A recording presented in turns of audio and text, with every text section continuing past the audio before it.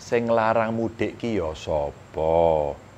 Mudik itu boleh, silahkan, monggo.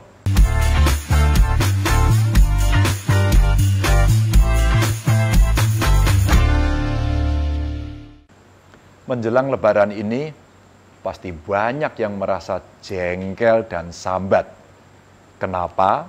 Mudik yang adanya hanya setahun sekali itu kok dilarang lagi. Mungkin jenengan, koncon jenengan, ada yang grundel. Kalau di berita itu, kan pemerintah ngakunya penanganan COVID sudah baik, sudah bagus, kasusnya menurun terus. Lah begitu mau Lebaran kok malah mudik dilarang. Padahal kemarin kan sudah ada yang disuntik vaksin sampai 2 kali loh. Lah terus apa sebenarnya faedahnya disuntik vaksin kalau pulang ke rumah saja dibatasi? Ada juga koncon jenengan yang Masya Allah galaknya minta ampun. Kalau nulis komentar di medsos, peraturan opo kuwi? Kalau yang dikhawatirkan kerumunan dan penularan, lah kenapa tempat wisata dibuka? Kenapa sekolah, kantor, pasar, mal, swalayan, tempat wisata, semuanya kok dibuka? Itu malah jelas-jelas sangat membahayakan dan sumber penularan. Masa yang dilarang kok cuma mudik? Alah, begitulah kalau koncon jenengan itu grundel dan cenderung misuh. Wono sing ngomong belgedes, kampret, cebong, macam-macam pokoknya. Lah kita sekarang sebelum saya cerita nunjuk rien. Kaya kancaku kae lho diseruput.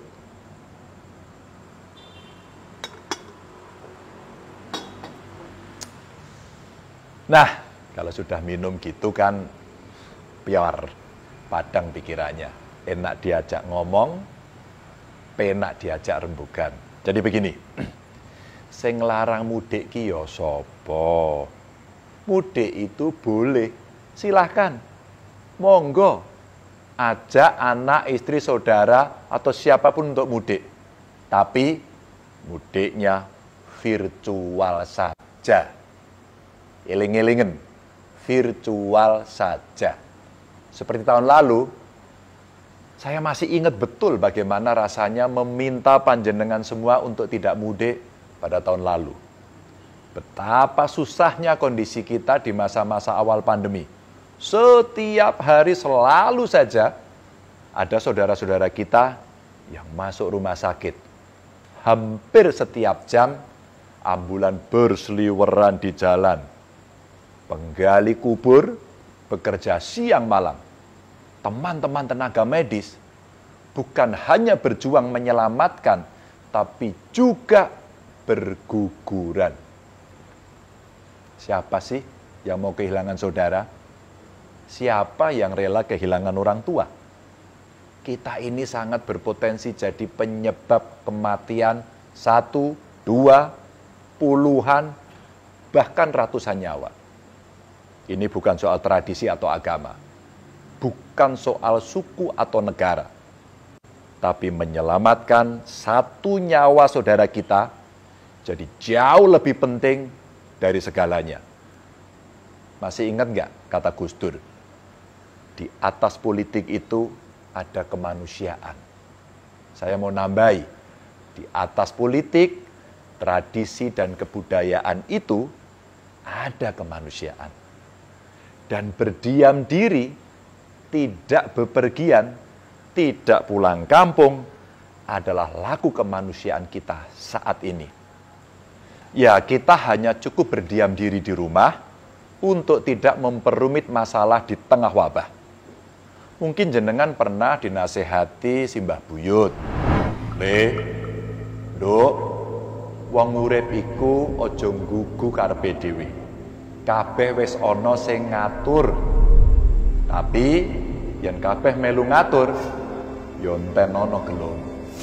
Maka ketika kemarin di Kabupaten Pati dan di Kota Semarang contohnya, ada warga yang nekat mudik dari luar daerah. Ya Allah, bukan hanya 1, 2, atau 3 orang yang tertular corona, tapi puluhan orang dan akhirnya satu kampung harus diisolasi. Yen wis kedaden ngono iku, lak yo kriwikan dadi grojogan, geguyon dadi tetangisan toh. Coba itu lihat bagaimana India hari ini. Isine mung wong tetangisan. Ratusan ribu orang tertular setiap hari, bahkan gampang banget kita melihat orang tergeletak di pinggir jalan-jalan. Mayat berserakan di tempat pembakaran karena saking banyaknya. Ketatnya peraturan dan kejamnya polisi India ketika operasi ternyata tidak membuat warganya patuh dan takut. Kabeh dong gampangke. Semua meremehkan dan menyepelekan protokol kesehatan. Pakai masker males, kumpul-kumpul dan bepergian semau-maunya. Yang lebih ngegirisi, 3 juta orang di sana justru berkumpul tumplek-blek dadi siji menggelar acara tradisi di Sungai Gangga. Anda tahu akibatnya? India sekarang ngeri sekali.